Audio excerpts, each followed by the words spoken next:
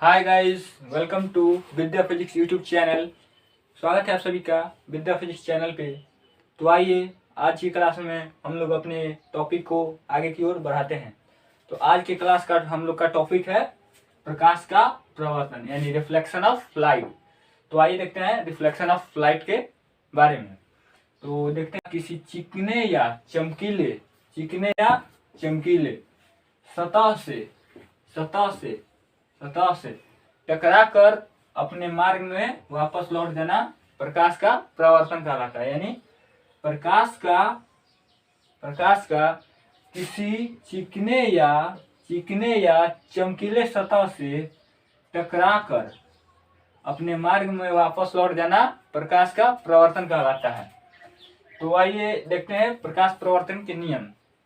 तो हम लोग जानते हैं कि प्रकाश परिवर्तन के कितने नियम होते हैं। प्रकाश परिवर्तन के दो नियम होते हैं। क्या? प्रकाश परिवर्तन के दो नियम होते हैं। फर्स्ट क्या होता है प्रकाश परिवर्तन का नियम?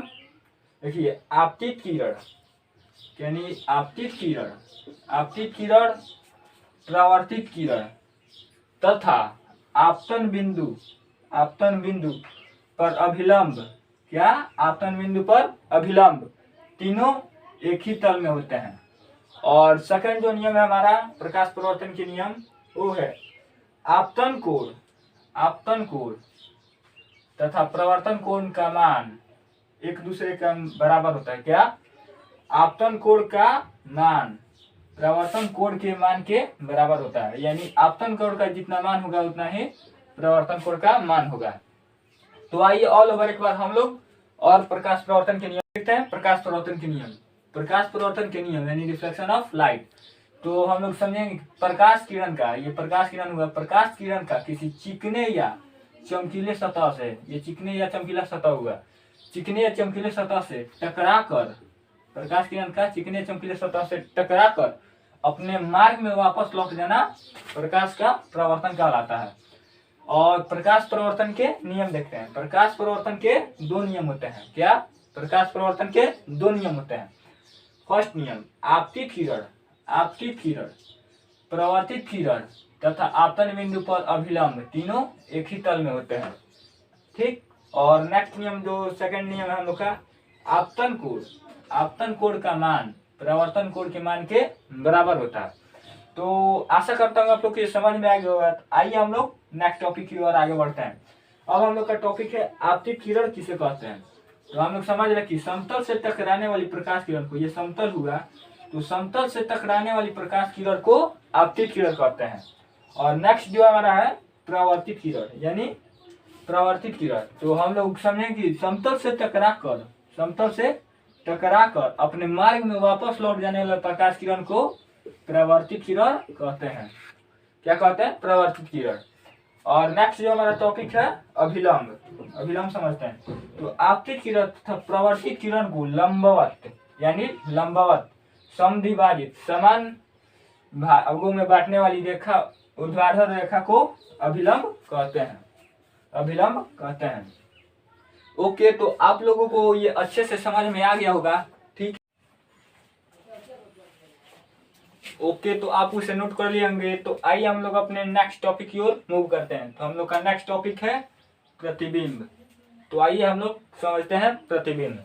तो देखिए, प्रतिबिंब किसे कहते हैं? किसी वस्तु से आने वाली प्रकाश किरण जिस बिंदु पर मिलती है या मिलती हुई प्रतीत होती है, उस बिंदु पर बना आकृति क्या कहलाता है? प्रतिबिंब कहलाता है।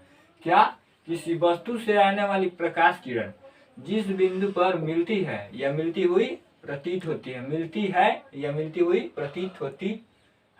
उस बिंदु पर बना आकृति क्या कहलाता है? प्रतिबिंब कहलाता है। ओके, तो आइए हम लोग देखते हैं प्रतिबिंब कितने प्रकार के होते हैं। तो प्रतिबिंब दो प्रकार के होते हैं। तो आइए हम लोग देखते हैं प्रतिबिंब कितने प्रकार के होते हैं। तो हम लोग जानते हैं कि प्रतिबिंब दो प्रकार के होते हैं। तो आइए हम लोग पढ़ते हैं प्रतिबिंब का फर्स्ट प्रकार यानी वास्तविक प्रतिबिंब। क्या पढ़ते हैं? वास्तविक प्रतिबिंब। तो देखते हैं क्या है वास्तविक प्रतिबिंब यानी किसी वस्तु से आने वाली प्रकाश किरण जिस बिंदु पर मिलती है, जिस बिंदु पर मिलती है, उस बिंदु पर बना आकृति वास्तविक प्रतिबिंब कहलाता है। क्या? वास्तविक क्या वास्तविक प्रतिबिंब कहलाता है। क्या, किसी वस्तु से आने वाले प्रकाश किरण जिस बिंदु पर मिलती है उस बिंदु पर बना आकृति वास्तविक प्रतिबिंब कहलाता है। तो आइए हम लोग देखते हैं नेक्स्ट टाइप यानी आभासी प्रतिबिंब। किसी वस्तु से आने वाली प्रकाश किरण जिस बिंदु पर मिलती है या मिलती हुई प्रतीत होती है। क्या, मिलती है या मिलती हुई प्रतीत होती है, उस बिंदु पर बना आकृति क्या कहलाता है, आभासी प्रतिबिंब। क्या कहलाता है, आभासी प्रतिबिंब। ओके, तो आई होप कि आप लोग को ये अच्छे से समझ में आया होगा ये सारी टॉपिक। तो आज के वीडियो के लिए बस इतना ही।